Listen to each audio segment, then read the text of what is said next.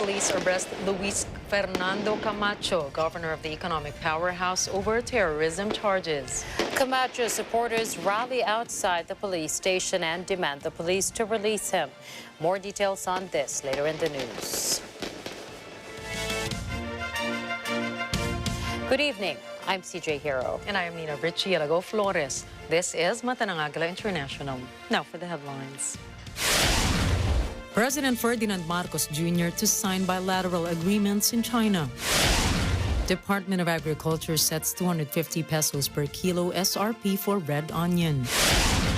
Senate says they will not prioritize Maharlika Investment Fund. Cambodian hotel casino fire kills 16 people. And Net 25 welcomes 2023 at the Philippine Arena.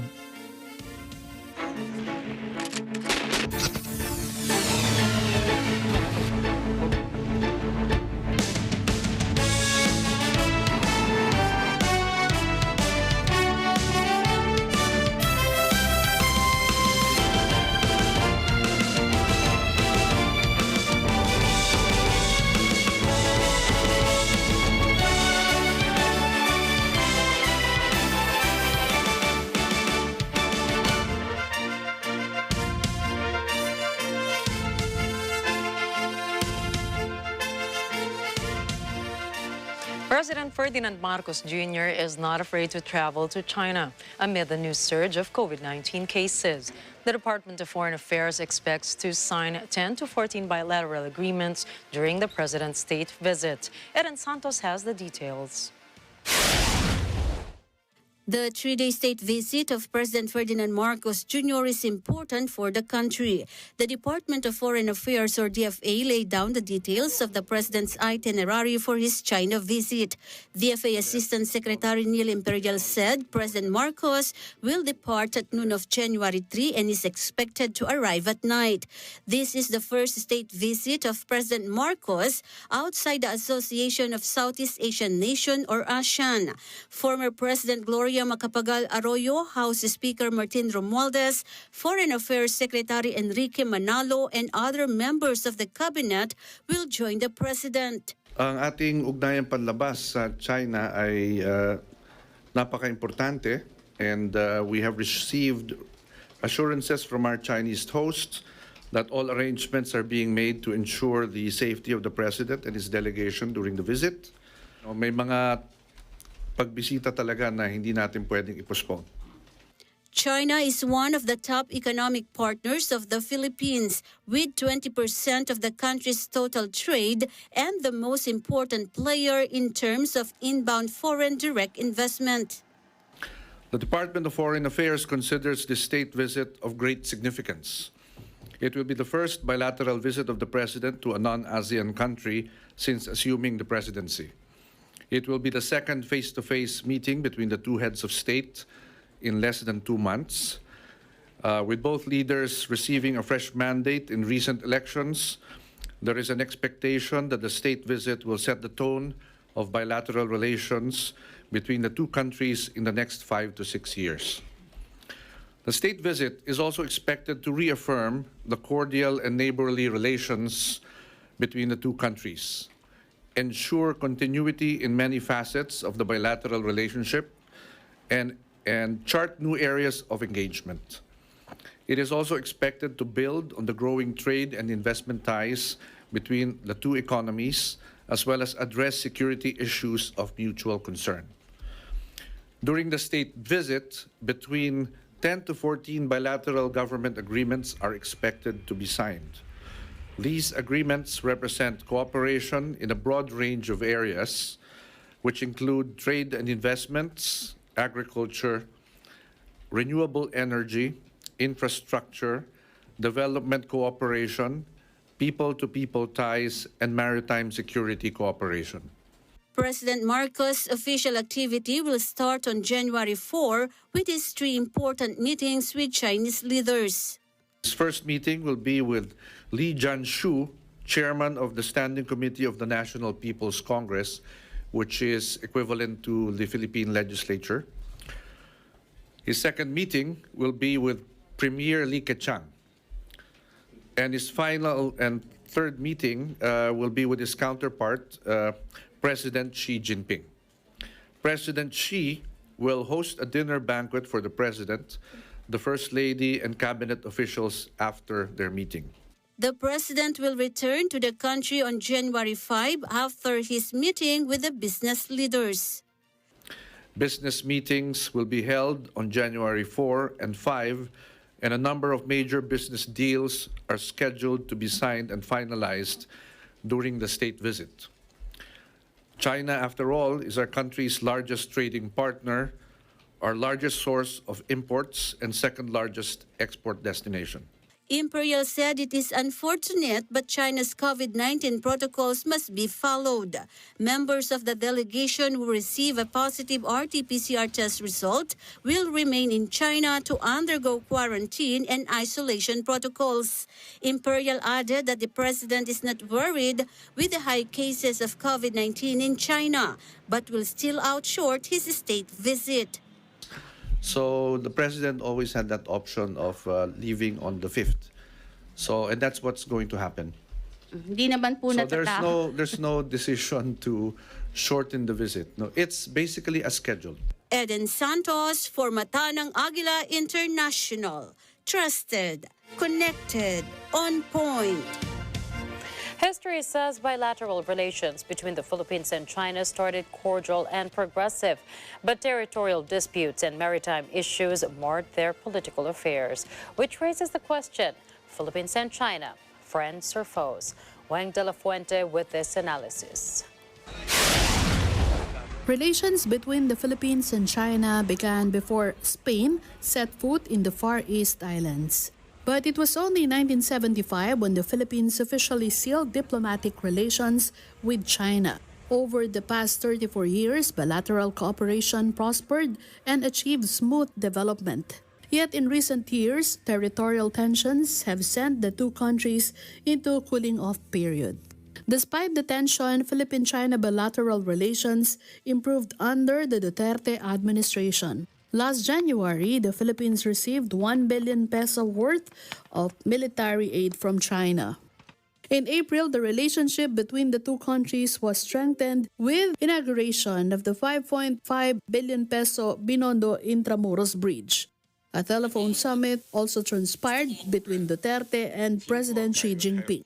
At the height of the pandemic, Beijing donated millions of doses of COVID-19 vaccines to the Philippines. The Duterte administration likewise received 10 billion pesos from China for Agaton relief efforts. But Duterte never failed to reprimand China for its grave acts against the Philippines. Analysts say President Ferdinand Marcos Jr. seemingly replicates Duterte's subtle and effective balancing act in dealing with China. But in a September interview, Marcos declared the Philippines has no territorial conflict with China. He said China is claiming territory that belongs to the Filipino people. Marcos was referring to the 2016 The Hague arbitral ruling, which declared Beijing's claim over nearly the entire South China Sea as illegal. Though China refused to accept defeat, Marcos asserted the administration will continue to resolve the matter peacefully. The maritime conflict did not hinder mutual kinship between the two Asian countries. In November, Beijing donated aid to the victims of Typhoon Paeng.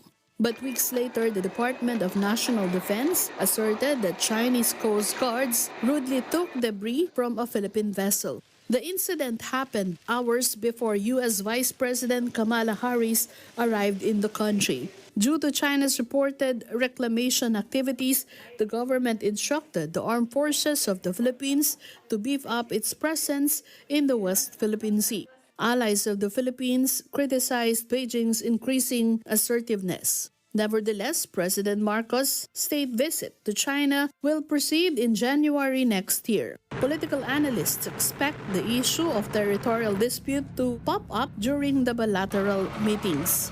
Marcos has always maintained his stance, uphold the 2016 arbitral ruling. But to protect the Philippines, the president must also reaffirm its cordial and bilateral ties with the People's Republic of China. This is Wang de la Fuente reporting for Matanang Agila International. Trusted, connected, on point. Despite new surges of COVID-19 cases in other countries, the Department of Health sees no reason to restrict travelers from China. Madeline Villar Moratillo reports. The Department of Health is not in favor of imposing restrictions on travelers from China. Health Officer in charge, Maria Rosario Berhere, said for now, there is no reason to close our border to Chinese travelers. Nakita natin ang ibang bansa na pumutok ang kanilang mga kaso, no? Libo-libo, hundreds of thousands, pero hindi naman natin sila sinaran ng border. Hindi natin sinabing, kayo, pag dumating kayo, meron kayo dapat na specific na restriction dahil marami kayong kaso. So hindi po natin gagawin yon. The current administration's direction is to move forward to recover from the pandemic. But Vergere says the DOH has no jurisdiction to decide on the matter because the Interagency Task Force for the Management of Emerging Diseases still exists. Transportation Secretary Jaime Bautista earlier said the country should be careful in allowing inbound travelers from China to prevent another surge of COVID-19 infections in the country. Vergere assured that even if the country relaxed and opened the country, the DOH will continue to observe a strict surveillance system. Naandyan yung monitoring natin at saka kailangan pag pumasok dito ay meron silang tinatawag na e-arrival card. Alam natin yung kanilang pinanggalingan at kung ano yung vaccination status nila. So meron pa rin tayong requirement na antigen test kapag sila ay hindi bakunado kapag pumasok po sila sa ating bansa. So that alone, sa tingin natin, kumpiyansa pa rin tayo sa ngayon that we can adequately guard our borders through this kind of policies that we have in the country. However, Vergere reminded the public to continue observing minimum health standards to protect themselves against the virus. She noted the importance of face mask wearing and inoculation. DOH data shows that 73.7 million of the country's population are fully vaccinated, or equivalent to 94.45% of the population. 21.2 million individuals have received their first booster and 3.7 million got their second booster. Vergere said since the assumption of President Marcos in July up to December, 3.1 million individuals have been inoculated. Madeline Villar Moratillo for Mata ng Agila International. Trusted, connected, on point. The Department of Health will continue administering monovalent vaccines despite the issuance of an emergency use authorization or EUA of bivalent vaccines, Pfizer and Moderna. Monovalent vaccines are developed to fight the original virus from Wuhan, China, but bivalent vaccines provide protection against severe infection from new variants of COVID-19. The DOH is expected to issue a recommendation and guidelines in the coming days. It will identify the priority groups for the bivalent vaccines or if they will be given to the general population. Amid reports that prices of red onions reached 750 pesos a kilo, the Department of Agriculture set a suggested retail price, or SRP, for the commodity. Effective today, December 29, the DA said the SRP for red onions is 250 pesos a kilo. DA Assistant Secretary Cristina Evangelista said the recommendation was reached after a meeting with stakeholders. However, the proposed SRP is still higher than the 170 pesos a kilo SRP set by the agency last October.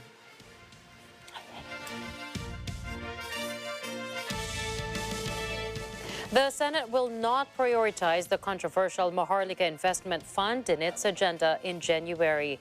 Senate President Juan Miguel Zubiri made the statement, even if President Ferdinand Marcos certifies the proposal as an urgent bill. The House of Representatives passed on third and final reading the proposal to create a sovereign welfare fund before Congress went on holiday break this December. Zubiri said the Senate would discuss the proposal, but it will not be fast-tracked.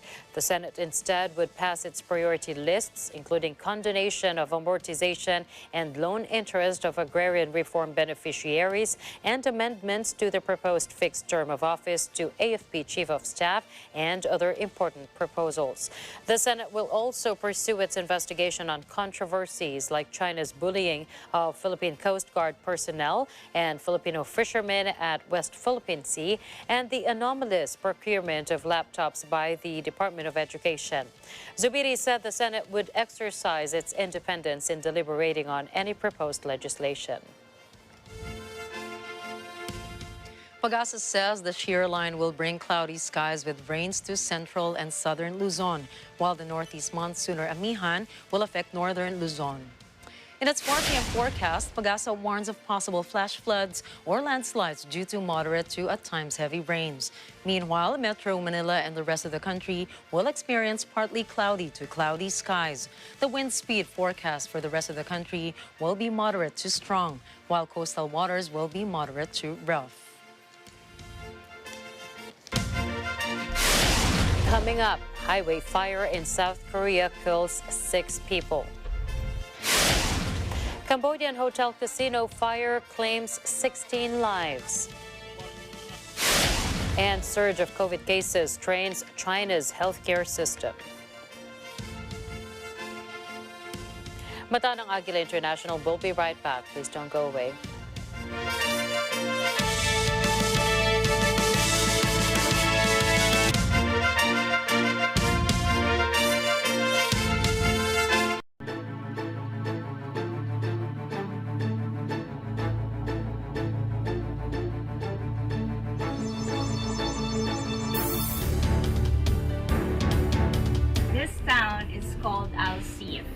This town is in old Dubai, and if you are into history and rich culture of a place, then this place is for you. Working and doing in business in Dubai, I see it's a friendly place and society is open and tolerant. And I think this is the main value that the prevailing value here in Dubai, tolerance and respect. Fashion is supposed to be borderless. You don't appreciate the work of a person because of his nationality. Sabi nila, dito wala kang tapon. From puto kutsinta hanggang dulo, ikaw na yung mag-struggle mamili ngayon kung saan yung babalikan mo. Open for business with Cesar Vallejos, Sunday, 9 p.m. Kakasama-samang muli ang pinakamakinang na bituin ng Net25 sa pinakamasayang pagsalubong sa bagong taon. With live performances from JR, G22, Fourth Impact, Nobita, Ace Banzuelo, Mayonnaise, Alexa Miro, Billy Hackinson, Isabel de los Santos, Jumanji, Price Tag, and Glock 9. Manood sa Net25 at abangan din ang muling paglipad ng Agila at ang dala nitong mga sorpresa sa pagsalubong sa bagong taon. Hosted by Aramina, Diana Meneses, Ricky Mathay, Darwin Mailey, Emma Tiglao, Wedge Kujama, Tony Petgaba, and Love Anyover. Let's net together 2023, a New Year countdown special live at the Philippine Arena on December 31, 2022 at 10 p.m.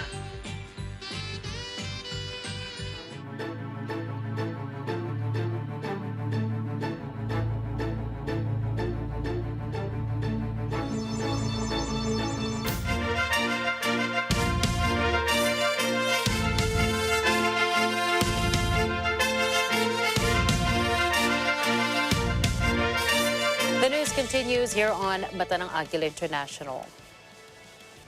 South Korean authorities confirmed that 6 people were killed in a horrific fireball crash on a highway tunnel on the outskirts of Seoul. 29 more people were injured and treated for smoke inhalation as a result of the fire in Gwancheon. It spread quickly through the tunnel, which was designed to insulate noise pollution in surrounding areas. The local media reported that the blaze started when a bus collided with a truck met. The main blaze erupted around 1:50 p.m. local time and has been controlled by emergency services. At least 19 people have died in a fire at a Cambodian hotel casino on the border of Thailand, with another 70 people injured. Photos show groups desperately huddled on ledges as fierce flames surround them. The blaze broke out at the Grand Diamond City Hotel Casino late Wednesday night, with 400 individuals working at the venue. As per local media, 4 nationals were inside the casino at the time of the fire. A volunteer says the blaze started on the first floor and spread quickly along the carpets, leaping up the multi-story building. Authorities said they tried to extinguish the fire by sending fire trucks from the side. More than 300 police officers and 11 fire trucks arrived at the scene. The hotel hotel has a narrow layout, preventing direct-to-evacuate survivors. Rescue workers reported some victims jumped from the burning building to escape the fire. Not everyone survived. Authorities say some died immediately upon hitting the ground, while others suffered broken limbs. An investigation is ongoing to determine the cause of the fire. An explosion of COVID-19 cases in China as the country lifts its zero-COVID measures could create a potential breeding ground for new variants to emerge, according to health experts. Antoine Flahault, director of the Institute of Global Health at the University of Geneva, said each new infection increased the chance the virus would mutate. Flahault stressed the fact that 1.4 billion people are suddenly exposed to SARS-CoV-2 obviously creates conditions prone to emerging variants. An expert to the virus said China could become a potential breeding ground for the virus. In addition, the World Health Organization's chief scientist said until November, a large part of the Chinese population was vulnerable to infection, in part because many elderly people had not been vaccinated or boosted. The chief scientist said we need to keep a close watch on any emerging concerning variants. As China copes with a surge in COVID cases, doctors are coming to work despite being infected with the virus. China's healthcare system is struggling to deal with the influx of patients from the country's worst ever COVID outbreak. The majority of them are elderly and unvaccinated. Patients are being parked in public areas of hospitals because there aren't enough beds. Medical staff are expected to continue working even if they have tested positive for COVID. The wait time to see a doctor is at least 4 hours, with hundreds of people lining up at emergency rooms waiting for treatment. Hospitals aren't the only ones feeling the strain of the COVID surge. Crematoriums are struggling to deal with an influx of bodies.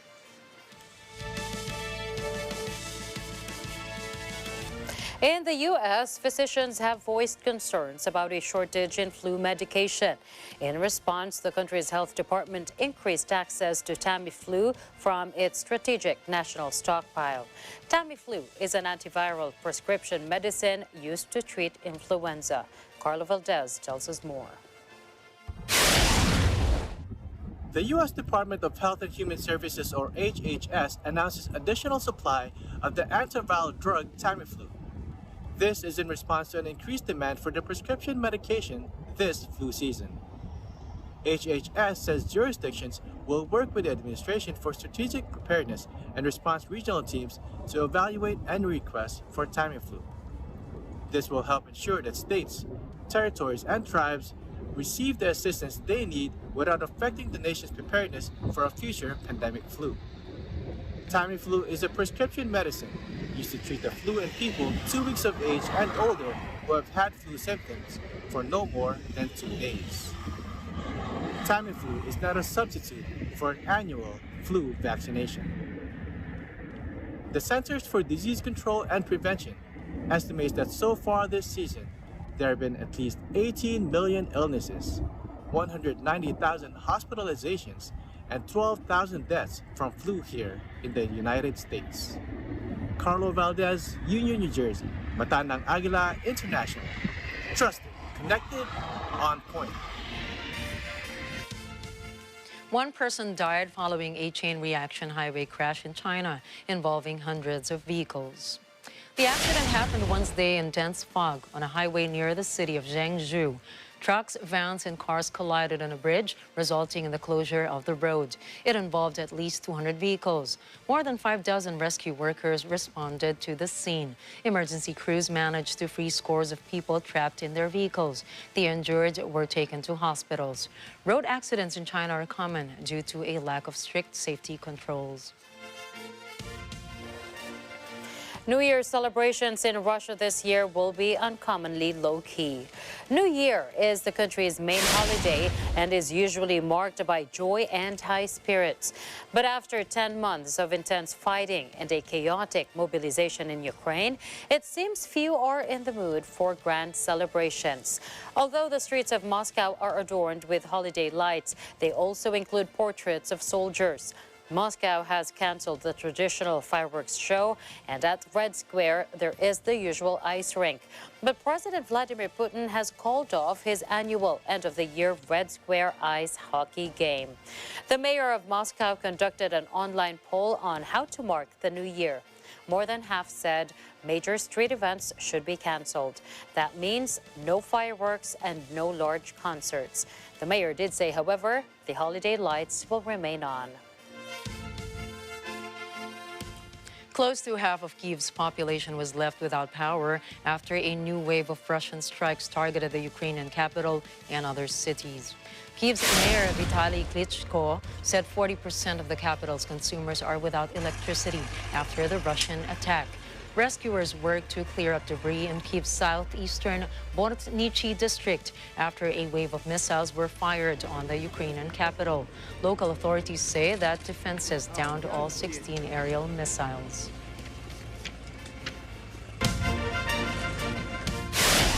Up next, opposition MPs interrupt Israel's prime minister-designate speech. U.S. faces largest ever wave of Cuban migrants. And UK records 2022 as the warmest year. Please stay tuned. Mata ng Agila International will be back.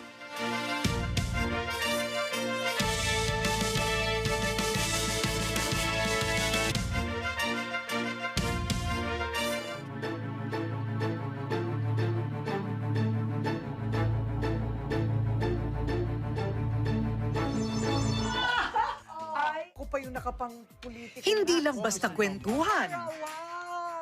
Sinong may alam niyan? Walang may alam niyan. Wala! Sports adventurer pala itong babaeng ito. Higim pa sa chikahang magkaibigan. Ganyan ang isang senadora pagka behind the scenes. Aminan. Bakit sa palagay mo pinag-aaway nila tayo? Masyado kang nakakatakot noon. So, hindi kita naman makausap. Nakakatakot po siya talaga noon, ha? At yung mga anak ko lumaking maayos. Iyakan. Ako rin, iyak ako.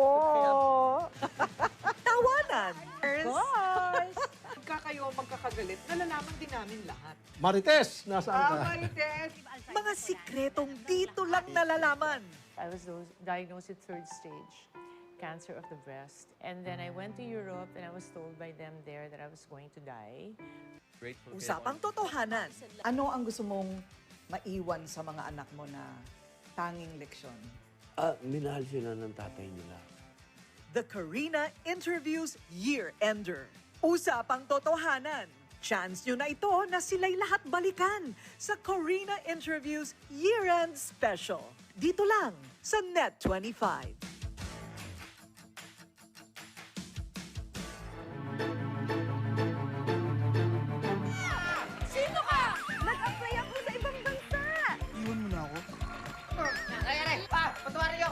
Sorry. Nakatulog pala ako. Hindi! Gising ka ng tulog. Hindi ka mahilig na ginagawa niya si Abo. Tulungan niyo ako. Hinuhuli nila ako. Wala naman ako kinalaman eh. Saka wala akong ginagawa masama.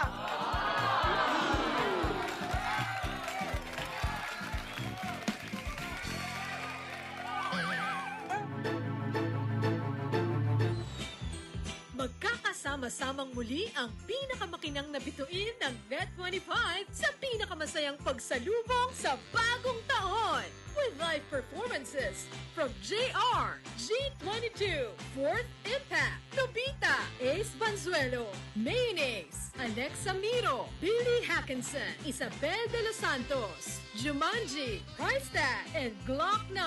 Manood sa Net25 at abangan din ang muling paglipad ng Agila at ang dala nitong mga sorpresa sa pagsalubong sa bagong taon. Hosted by Aramina, Diana Meneses, Ricky Mathay, Darwin Mailey, Emma Tiglao, Wedge Kujama, Tony Petgaba, and Love Anyover. Let's net together 2023, a New Year countdown special live at the Philippine Arena on December 31, 2022 at 10 p.m.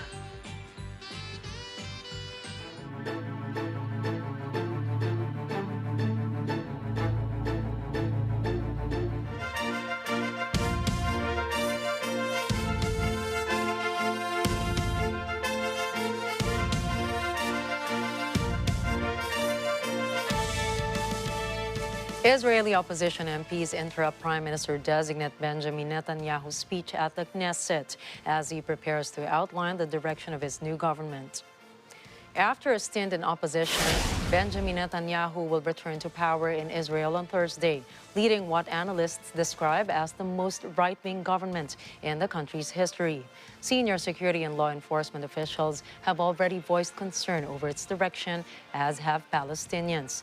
Netanyahu, now 73, is fighting corruption allegations in court, already served as prime minister longer than anyone in Israeli history, including a record 12-year tenure from 2009 to 2021 and a 3-year period in the late 90s. He was ousted from power in the spring of 2021 by a motley coalition of leftists, centrists, and Arab parties headed by Naftali Bennett and former TV news anchor Yair Lapid.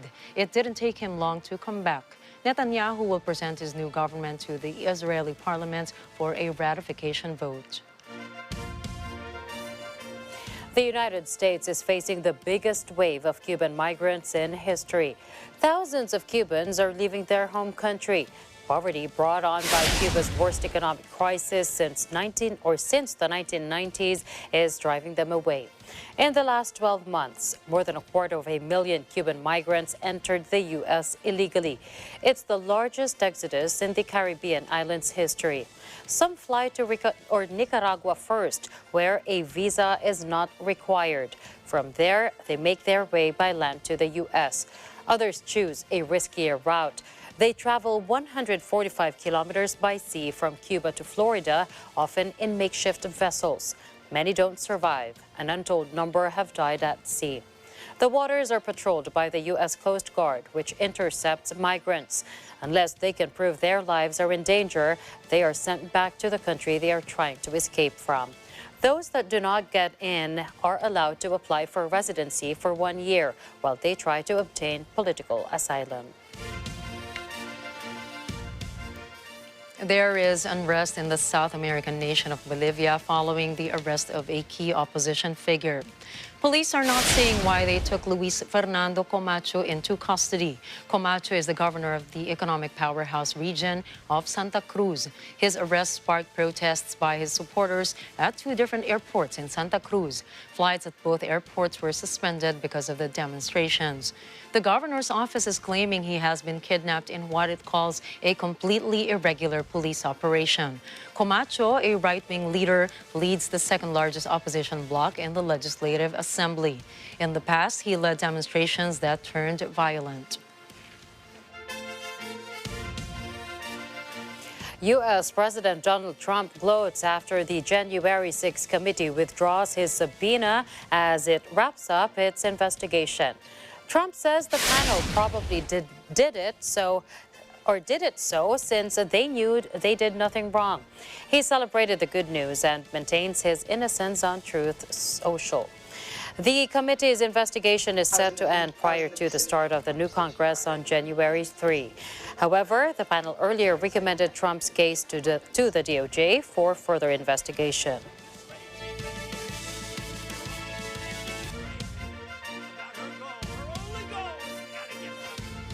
As Americans dig themselves out of what some call the blizzard of the century, Southwest Airlines finds itself in a growing storm of criticism.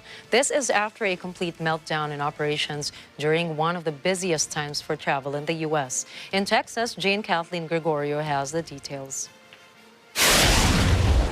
Due to severe weather, more than 10,000 flights across the United States were canceled during the busy December travel season. A majority of them were operated by Dallas-based Southwest Airlines. As of Wednesday morning, days after a crippling blizzard has passed, flight tracker FlightAware reports Southwest still cancels 2,508 flights. Those canceled flights make up about 62% of total cancellations. Rival Delta Airlines yesterday only cancels 12. The disparity in cancellations catches the attention of the U.S. Department of Transportation. The DOT says it will investigate what it calls Southwest's unacceptable rate of cancellations and delays. It will also look into reports of lack of prompt customer service by the U.S. airline. Southwest admits the operational challenges they face in serving their customers and employees are unacceptable. CEO Bob Jordan says the airline has reached a decision to significantly reduce the airline's flying to catch up. He says this is necessary to put all its pieces back into position and end the airline's rolling struggle. Jane Kathleen Gregorio, Corpus Christi, Texas. Mata ng Agila International. Trusted, connected, on point. Australia police are investigating the house where British woman and Queensland resident Emma Lovell was killed during a break-in on Boxing Day. 2 teenagers have been charged with her murder. Lovell's husband, Lee, was also injured during the incident. 16 and 17 were also arrested.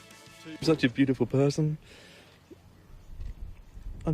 We're all just devastated from the loss. So senseless. Last night, 2 of the persons that are to be charged, it's alleged, have entered the dwelling. A confrontation has occurred inside the dwelling, and then outside on the front yard of the dwelling, where the woman sadly suffered a fatal stab wound, and the male with her also suffered a stab wound.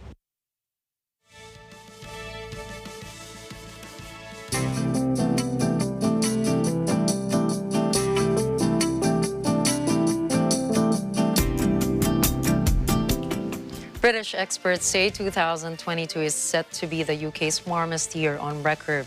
The country has endured heat waves and little rainfall during the last 12 months. Climate scientist Mike Hendon is concerned. And of course, when we see extreme heat like the 40 degrees Celsius that we saw in July, that makes conditions very difficult for elderly and vulnerable people. And as our climate warms, we will expect more prolonged, more intense heat waves of that type. So, of course, that is of concern. Camden says every month has been warmer than average, with the exception of December.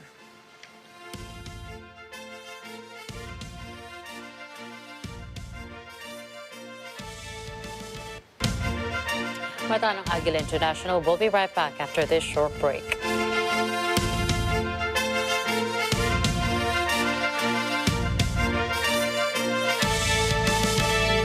Alam namin ang iyong pagsisikap. Dama namin ang iyong mga sakripisyo. Kita namin ang pagharap mo sa bawat pagsubok. Kaya sa kabila ng mga hamon ng buhay, nandito kami para umalalay. Kasi katulad mo, gusto rin namin ang magandang bukas para sa kanya. Hatid namin ang dekalidad na edukasyon at makabagong pasilidad sa abot kayang halaga. Kaya huwag ka na mangamba. Sasamahan ka namin tuparin ang mga pangarap niya.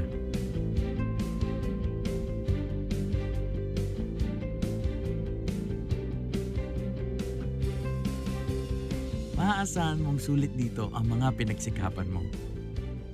Sa aming mga makabagong pasilidad at sistema ng edukasyon. Mailalabas natin ang aking talino at mga kakayahan niya. Kahit sa munting halaga, makakasiguro ka na makakasabay siya sa mabilis na pag-ikot ng mundo. Sa New Era, karamay mo kami sa bawat hamon. Kaagapay mo kami sa bawat hakbang. Kasama mo kami sa bawat ngiti at tagumpay.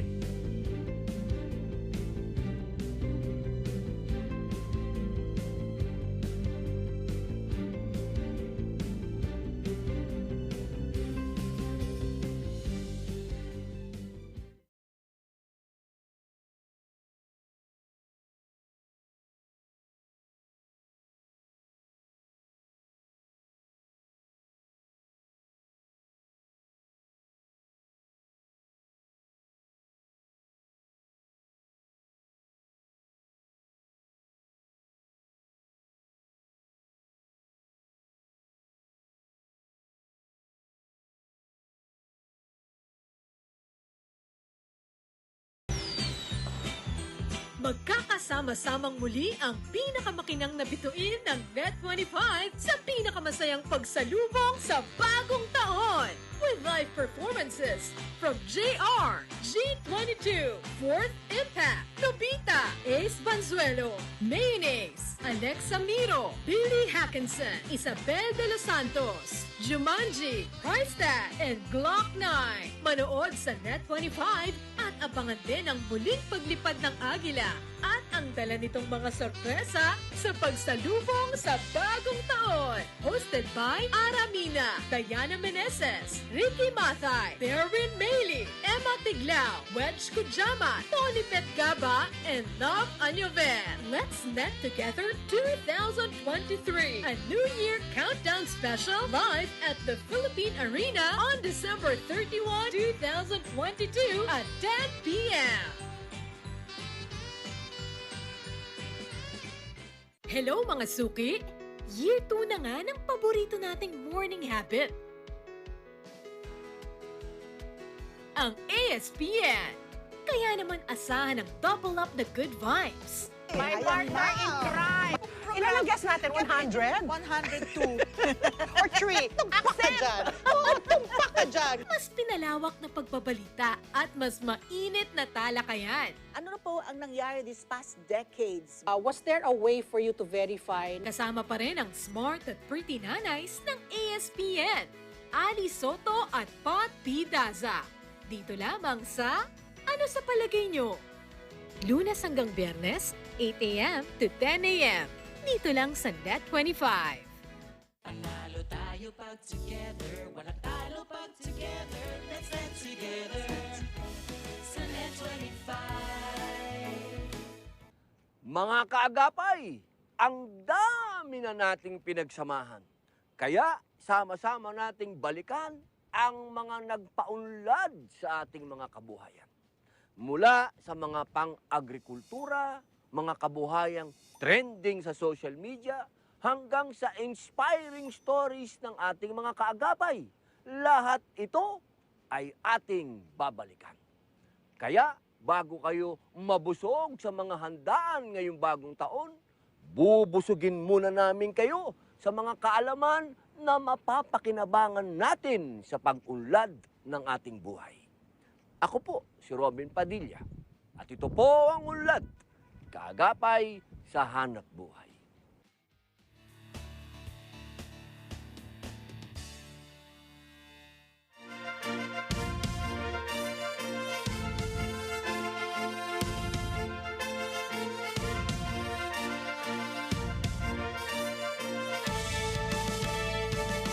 Welcome back to Mata ng Agila International.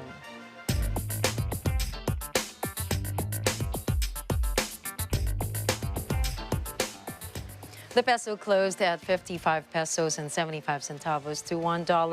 The local currency recovers from yesterday's 56 pesos and 2 centavos against a dollar. Trading opened at 56.17. It ranged from 55 pesos and 67 centavos to 56 pesos and 18 centavos. Kabosu, the Shiba Inu dog that's popular for her memes, has been diagnosed with leukemia. Atsuko Sato, owner of Kabosu, shares the update via Instagram. She says Kabosu's liver level is very bad. Jaundice also appears. She remains optimistic that antibiotics will help improve her condition. Atsuko says though Kabosu is sick, she still drinks water. Kabosu is a rescue dog who became an internet sensation after social media users shared her photo. Her image became an inspiration for the Doge coin.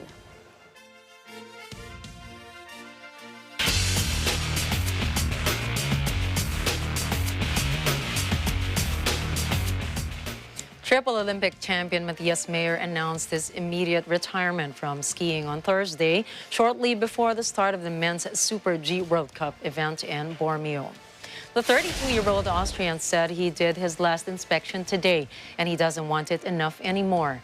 Mayer had his World Cup debut in Surstrere in February 2009 and went on to rack up 11 World Cup victories and 45 podiums. Among his great successes was a silver medal in the 1988 Games in Calgary. gold in the downhill in Sochi 2014, Super G golds in Pyongyang or Pyeongchang 2018, and a downhill bronze in Beijing earlier this year.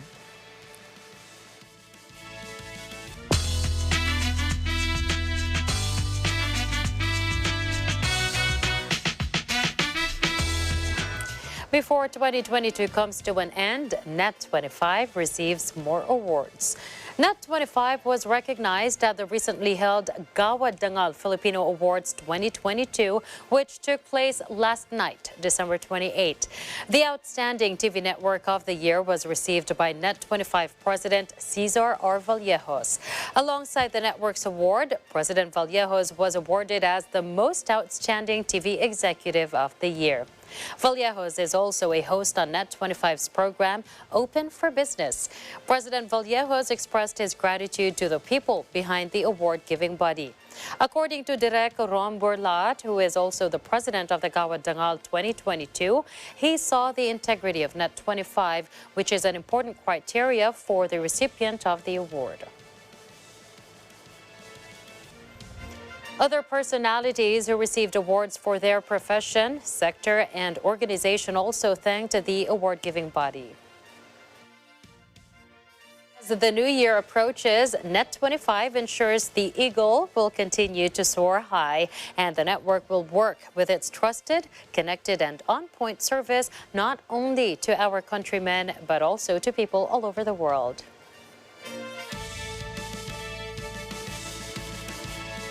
The new year is near. Can't decide yet where to celebrate. Let's welcome 2023 as we celebrate with Net25's Let's Net Together 2023 Countdown Special live at the Philippine Arena. Here's Nadine Aguilar for the details.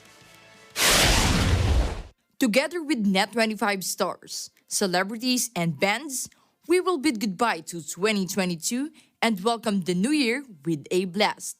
Joining the celebration are Tito, Vic, and Joey, Agamulak, Eric, Epi, and Vandal Quizon, Aramina, Love Oniver, Empoy Marquez, Ace Mansuelo, Price Tag, Glock 9, Nobita, Alexa Miro, JR, G22, Mayonnaise, Emma Tiglao, Billy Hankinson, Isabel de los Santos, Diana Meneses, Ricky Matay, Berwin Maley, Wedge Kujamat, Tony Petgaba, and many more. As the clock strikes midnight, see the night sky come to life to the grandest firework display. Everyone can join the celebration and watch the Net25 New Year Countdown live at the Philippine Arena and participate in Selfie with the Agila promo by signing up online via net25.com and filling up their contact details with their complete name and complete address. Televiewers need to be ready to take their selfie with the Agila while watching Let's Net Together 2023 New Year Countdown Special on TV. They must upload their photos on net25.com from December 31, 2022, 10 p.m. until January 1, 2023, 1 a.m. Lucky raffle winners can win 3 brand new cars and cash prizes as high as 100,000 pesos. Promo period is from 10 p.m. on December 31, 2022 to 1 a.m. on January 1, 2023. See posters or visit www.net25.com for the complete set of mechanics. DTI Fair Trade Permit Number FTEB 158400 Series of 2022. The Philippine Arena grounds will be open as early as 9 a.m. with rides, bazaars, food market, and booth stalls that offer a variety of goods and delicacies. It is one of the country's safest and cleanest areas for family picnics, bonding, and get-togethers, after which the New Year Countdown program will start at 10 p.m. Watch Let's Net Together 2023, Net25 New Year Countdown Special, and join Selfie with the Agila promo to win. Nadine Aguilar, reporting for Matanang Agila International. Trusted, connected, on point.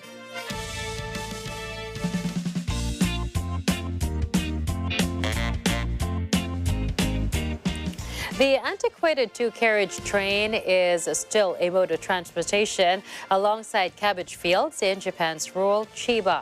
The 60-year-old trains are a loss maker, but there is still a way to keep the train business afloat. According to the president of Choshi Electric Railway, the way for trains to turn a profit is to do something else. Ironically, the president says they have to focus on non-train services in order to keep the trains running. The owner turned the tide with celebrity advertising and selling brand souvenirs. It's Thursday, and to help you go through this week, here's a quote from Abraham Lincoln, 16th President of the United States. Be sure you put your feet in the right place, then stand firm. If you are set with your beliefs, everything else becomes easy. Like, no matter what the challenge is, it just becomes easier to overcome them when you know where you stand. And also, if you don't stand for something, you're likely to fall for anything. That is very true. And that's a wrap for tonight's news. And so you don't believe anything, you don't just believe anything, catch the latest updates on our social media channels. I am CJ Hero. And I'm Nina Richie Alago Flores. This is Mata ng Agila International. Trusted, connected, on point.